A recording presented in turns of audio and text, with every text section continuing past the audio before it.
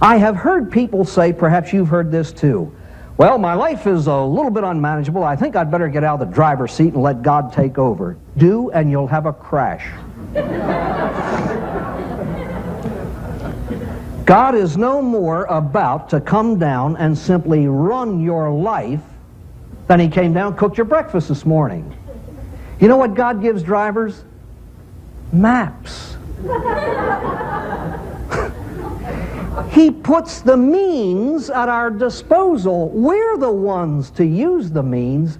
God supplies the strength to use them. And so we go to God and we ask Him, let's say, for the serenity to accept what we can't change. There are those of you who are alcoholics. You either accept that or you'll die. Some people are blind. They cannot change that. What they need is whatever it takes inside simply to accept that as a fact of life. You may be married to an alcoholic. You either accept that or you don't. From God, we get the power, the strength, the drive, whatever it is, to accept life. We also get from Him the courage to change the things we're capable of changing. And if we work at it hard enough, He's liable to give us the wisdom to know the difference between those two. Now, please, once you acknowledge the fact that you do indeed need the strength of God to do everything else that needs to be done, now let's get down to the practical business of using the natural means that He puts at our disposal.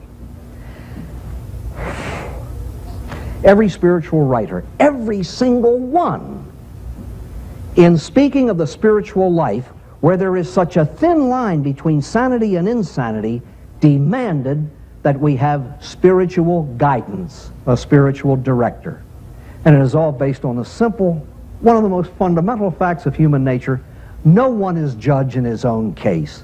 Good heavens, ladies and gentlemen, do you know the repercussions if we were? If I were judge in my own case, I wouldn't need you, and you wouldn't need me. But we're built differently. No one is judge in his own case, and I do need you, and you do need me. We need others. And that runs contrary to the wacky modern idea of let it all hang out.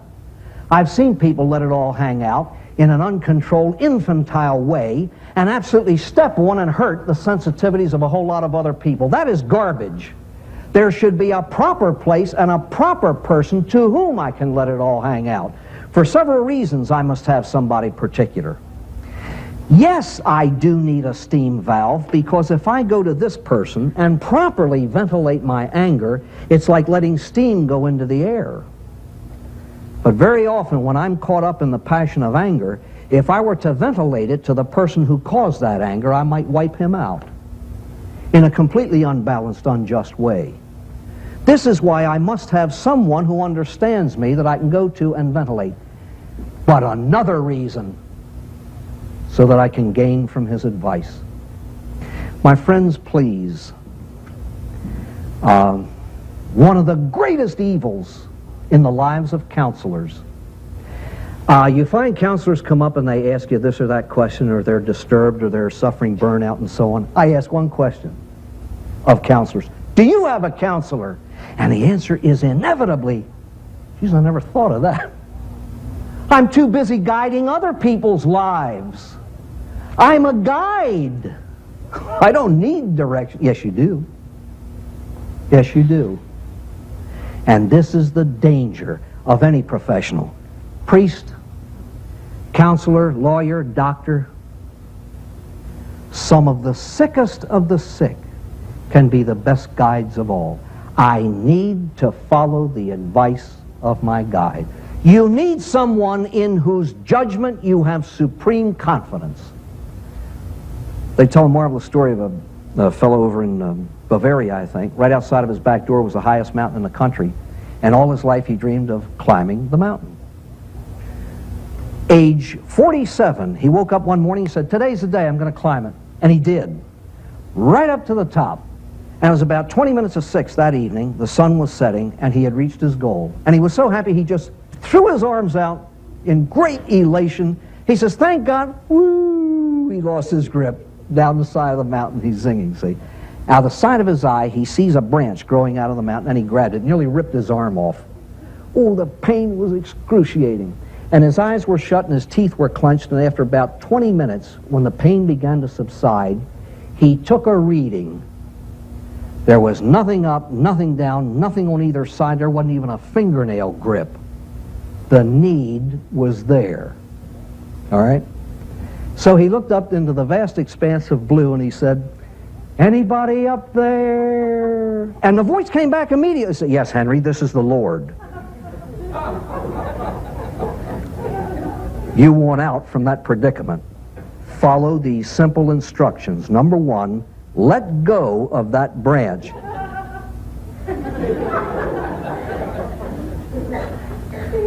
Thought about it for a minute, lifted his eyes up. He said, anybody else up there?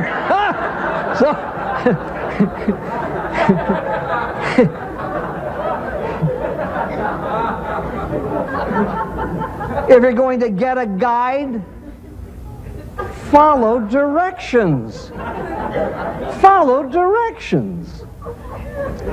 Let me share a few things about the proper following of directions, because, ladies and gentlemen, see, the insidious part of these negative emotions is that they can grow and fester so gradually that you're unaware of the grip that they have on you, completely unaware. How many of you in this room have gone to a psychiatrist and say, he didn't help me? You know why? You expected him to do the work that was yours. Doctors don't get you well. They prescribe what you ought to do to get well. You have to do the doing. Psychiatrists can only suggest. You have to follow the suggestion. God doesn't do things for you. He gives you the strength. You do the doing. Sure, faith can move mountains. Bring a shovel. As you've heard me say so many times, can prayer help with a toothache? Of course, if said on the way to the dentist's office. You see, God gave us the science of dentistry to handle bad teeth, just like He gave us the science of medicine to handle sick bodies. He wants us to take the natural means to the end. The psychiatrist, the psychologist, the doctor, the priest, they don't get you well, they make the suggestions. Yes, they're experts in their line, but they prescribe. You fill the prescription and you take the medicine. Case of a person who went to a psychiatrist. And it's a paradox. He's a beautiful man, psychiatrist. He's also an alcoholic. He's a very unhappy man. He's a genius at helping other people, but he's still drinking. Sadly enough, he's one of those people we all love so much. We give our arms to see him sober, but no one has been able to press that right button to which he can respond. Anyway, lady went to see him one time with all kinds of problems. She was unhappy, for example, because the man she had given herself to completely and totally in marriage was now getting drunk and calling her pretty dirty names. You know how the psychiatrist handled that? The most normal, beautiful way of all. He didn't probe into the man's childhood or the woman's childhood. He said, he called you a whore. She said, yes, in tears. He said, are you one? She said, of course not. He said, does calling you one make you one? She said, no. He said, would you be so upset if he called you a chair? She said, no. He said, why are you so upset at this? Doesn't it occur to you that perhaps he has a problem? I need help. I am recovering from alcoholism, and my husband won't give me any help. He drinks in front of me and has drinking friends around.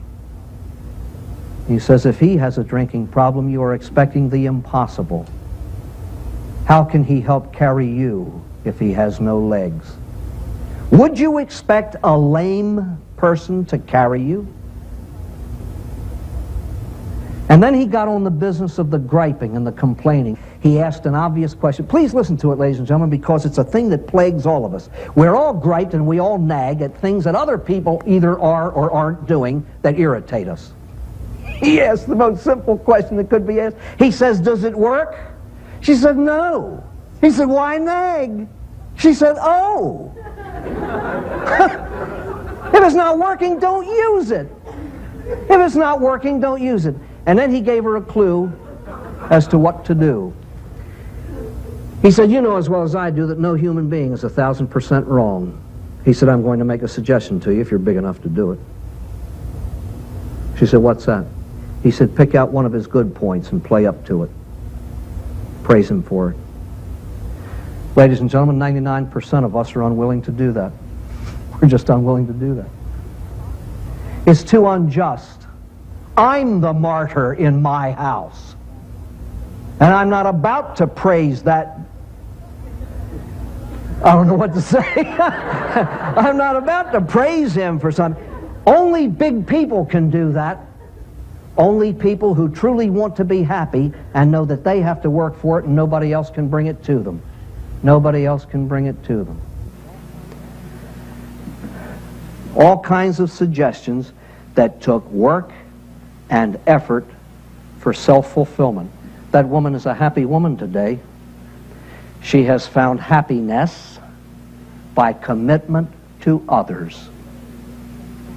The only way you're going to change anyone else is to first of all change yourself and inspire another to change self. Now, what is it we have to do? All the work. All the work. There isn't a soul on earth going to do this for you. Not a soul on earth do this for you. Now, you want to know what you've gotten out of this talk this evening? Be honest about this, and I'm dead serious. Don't put your hands up, but answer this question honestly. How many of you have sat here listening to all this stuff about commitment to others and loving and getting rid of all this negative stuff? How many of you in this room have thought, God, I hope my wife is listening to this. Oh, I hope my husband is getting an earful. Oh, I wish so-and-so were here. I'm doing that now. There are a few people I wish could hear all of this. Did you ever sit in church on Sunday and listen to a sermon? You know, they're talking about the good guys and the bad guys, the mustard seed, some fell on good ground, some fell... I'm the one that falls on the good ground. All the rest of you are those, you know. I always look on myself as the good one. The wasted hours. Answer this one honestly, if you will. How many hours of your how many waking hours of your day do you spend making up speeches of comeuppance for somebody? How many of you were rehearsing a speech tonight as you came here? Well, when I get home tonight, I'll just wait, and when he says this, I'm going to say something. We use much of our mental and spiritual energies in that. Can hate be changed into love? Yes. Can unforgiveness become forgiveness? Yes. Let me tell you something, ladies and gentlemen. Remember when we spoke of the danger of the justified anger?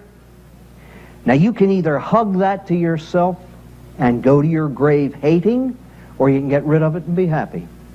But the job has to be done by you. The job has to be done by you.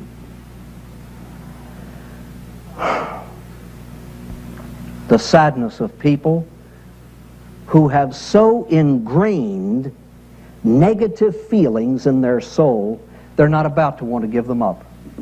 Those feelings are too precious. And when Bill Wilson said they are luxuries, he meant that. They are luxuries that a lot of people don't want to give up.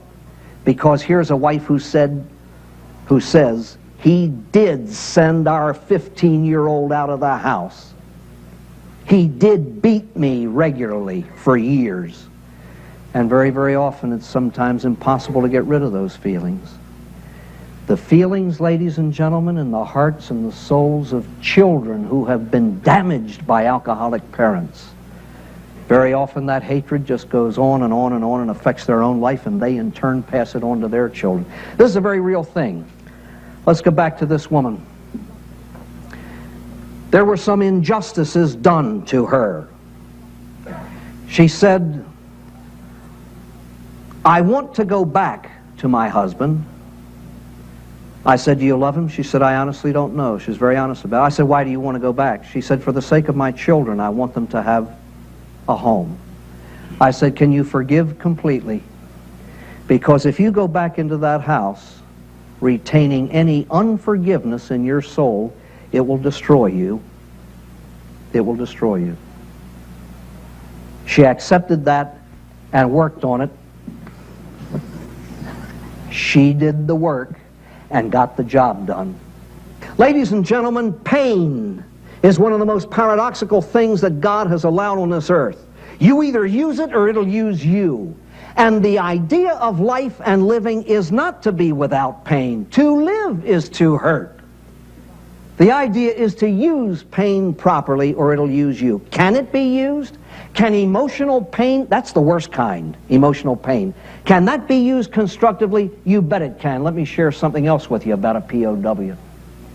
His name is Colonel Bobby Bagley, and the greatest and most wonderful thing I can say about him is that he is a friend to me.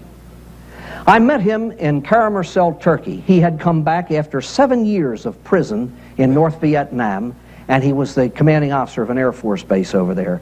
And I spent about an hour to an hour and a half in his office, open-mouthed, listening to him talk. And he said, as perhaps any normal, ordinary man would say, he said, you know, Father, I'm not a deeply religious man. But he said, prison changed me. He said, I came to my present relationship with God in prison. He spent 2 years of his life in solitary confinement before other prisoners were allowed in his presence. But he said, you know, in those 2 years, he said, I came to my present relationship with God through the creatures that he allowed me to have for company, the bugs, the flies, the vermin.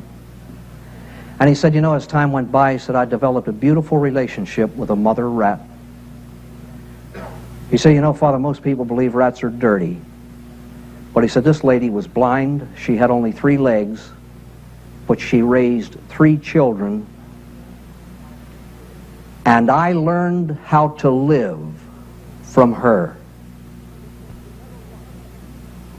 He said she never once, and he used these words, he said she never once gave in to self-pity or resentment. She knew she had 3 children to raise, and she raised them. He said, I watched her grope her way out of that cell looking for food for her babies, so I took to sharing my food with her. And you should have heard about their little bitty dab of rice twice a day for 7 years. But he said, you know, listen to this. On the days that they would torture him and throw him back in his cell, he said, waiting on the floor was his little bowl of swill. Never once did the mother rat go near it, and she wouldn't let her babies go near it until he had retrieved what was edible, and then he shared with them. But he said, you know, even in prison, things change. The inevitable happened. The babies grew up and left. And so did she. And this 50-year-old intelligent fighter pilot said this. He said, Father, I was devastated. My best friend on earth was gone. And then he said probably the most profoundly moving words I have ever heard in my entire life. He said, do you know how much God loved me? When that rat became pregnant again, she came back to my cell to have her new babies.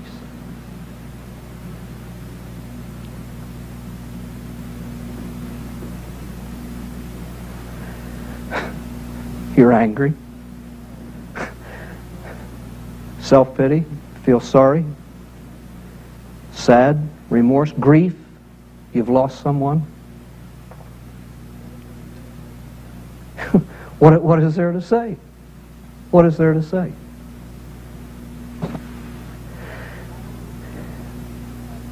Happiness is not the absence of pain. I believe that man became great because of the way he handled pain. I believe he has the soul of a saint. I believe now that I would just like to close by reminding you of a few very brief words that many of you have said hundreds, perhaps even thousands of times in your life. Many people use this as a prayer, and I'm going to ask you now just to listen to the words. God, grant me the serenity, the peace of soul to accept the things I cannot change, other people.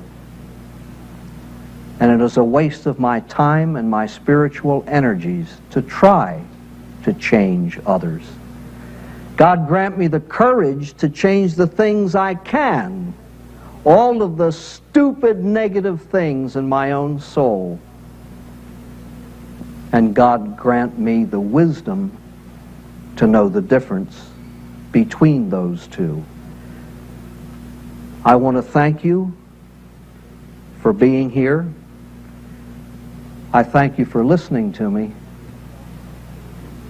And as a result of many years of great happiness, I want to thank you for more than you'll ever know.